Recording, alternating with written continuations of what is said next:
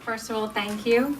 I'm honored to have college students here because that's exactly where I started getting that entrepreneur spirit. And so I know exactly how it is to want your own business, but also we need to know the risk involved. My company has been in existence for 5 years. It's a fairly young company, but we've grown rapidly, and it's a bit scary. Especially when you start investing. I started my company in the closet of my bedroom. Yes, believe it or not. So I got all the clothes. I put shelves on. Obviously, I had a very supportive family, and I thank them for that. That's how I started my business. The computer. And I had the first opportunity of a consulting company, a construction company. And they stated, they met me, we're just talking. And they stated, we need a consulting company. And I said, okay, I studied that. And they're like, well, they're looking for an affordable way as well. And I stated, well, I can definitely give you a proposal. And I'm like, what's gonna be my company name? I had no idea. And image marketing was actually my first name that I came up with. And I was very fortunate that it did become incorporated. So I was very fortunate on that. And when I remember having my first client and not making, I basically lost money on my first client. And that's because I just wanted to have them. I wanted to be able to showcase what I did, what I learned throughout college. And I had gone through my undergraduate. I went to Fordham University. And then I continued on to my graduate, which I graduated from Iona College. And I got my MBA there.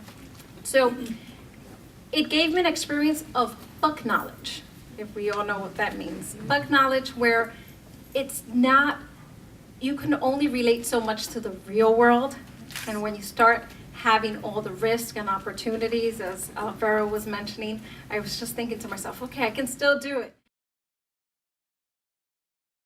That you have to be known for good service. That was one of the things when things started to tighten. I looked at every single client. I started to really tighten up on service and make it much more crisp, much more, much better, so that I'm really known for the quality of my work. And I actually analyze, and about 50% of my business has come from personal contact of a talk like this. Somebody that knows me, that's known me since college. Something like that, about 50% of my business comes from that. Another 40% has been referrals of people who also know my work. So now, one thing that I wanted to let you know is that author and this on the point of good service, author and humanitarian L. Ron Hubbard, whose administrative technology I use in my business, wrote that there are 4 conditions of exchange. First, there's ripoff, where you don't deliver anything in exchange. You might have this at a car dealership or something like that, you buy a lemon. Secondly, there's partial exchange, where you deliver part or a corrupted version of what was ordered. Third, there's fair exchange, where you deliver exactly what's been ordered. But there's a 4th condition of exchange called exchange in abundance. And the 4th condition is, he says, the 4th condition of exchange is not common, but could be called exchange in abundance. Here, one does not give 2 for 1 or free service, but gives something more valuable than money, for which money was received for. Example: a group has diamonds for sale. An average diamond is ordered. The group delivers a blue-white diamond above average. Also, it delivers it promptly and with courtesy. So, I believe that I'm known for delivering blue diamonds, and that helps me to get repeat business and referrals, and it actually helps people to make it easy to refer people to. I find that it's really important, particularly as a woman, to be really clear about what your objectives are, about starting your own business and why you want to start your own business. Having a business plan, using professionals to help set up formal agreements. And I think as a woman, it's even more important to do that because you're constantly questioned about the legitimacy of what you're doing. For example, I find that when I introduce myself and I say I'm an architect, people assume I mean interior designer. And I'm like, no, I'm not picking out the curtains. I really do know about concrete, for example. Again, my industry is male dominated as it is. And the other thing I find is that people assume I'm working out of my house. When I say that I have 8 employees and a secretary, they're kind of incredulous, like, oh, you have an office? It's like, well, yes, I do in fact have an office. But they're always a little bit surprised, and it's not the fault of the world, and I think another mistake you can make is, to be like, oh, I'm a woman, so everyone is against me, and that kind of attitude doesn't help you either. But I do think being a woman, it's important to be rigorous in how you present your business, to be clear about your goals and clear about what you're trying to do.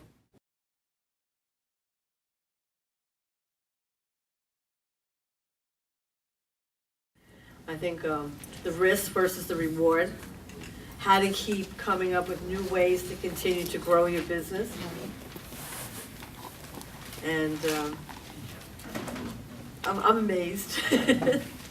and each one of our speakers today also spoke about, they all came from male-dominated worlds. And I too, because I was a bank examiner. And I was one of the first female bank examiners, so I know exactly what you were talking about. And Karen and I both were taught by the Sisters of St. Joseph, who beat it into us on a regular basis, that you can do whatever you want to do. That's right. And we all have succeeded so well, especially from our school, and we have to thank them for that. So does anybody have any questions for our panelists? You mentioned that you had a survival plan back then when you started your business and it wasn't going well. Now that your business is prospering and it's well known, do you still have a survival plan just in case anything happens? Yes, I always think about the backup plan because how you can reduce the here, but reducing the sales or not generating enough income or sales. The worst scenario is you lose the business with a deep debt. So in case of you lose everything, my first backup plan in 1991 was I had a 2.5-year-old daughter. I was pushing the stroller Sunday morning on Columbus Avenue, and I saw the flea market, and maybe if I lose everything, how much money I need to be a street vendor. So I went to the office inside of the school and I asked how much this table, and he said $60. And then I went to the one of the street vendor, vendor there. He looked very kind and sweet, and he was a mid-50. And how much do you sell a day? My question was very straightforward, but I was young looking. I was still like mid-30. So he said, before recession, I used to sell $1,000 a day, but now only $500 a day. Then immediately, I can survive. Because only me, that time I'm divorced already, so I have to take care of my baby. I cannot afford a babysitter. So I have to come up with the backup plan, taking care of my baby by myself, and then do by myself, everything by myself, with almost no money again. So $60 for a day, and $500 like a gross sales. Maybe I needed $250 worth like products in a cost. So maybe that amount I can ask to my mother. Like, it's not a big money. So if I have a small seed money again, I can take time and roll the money again. It's just a matter of if you don't mind, if you don't care to put so much effort, then you can do it.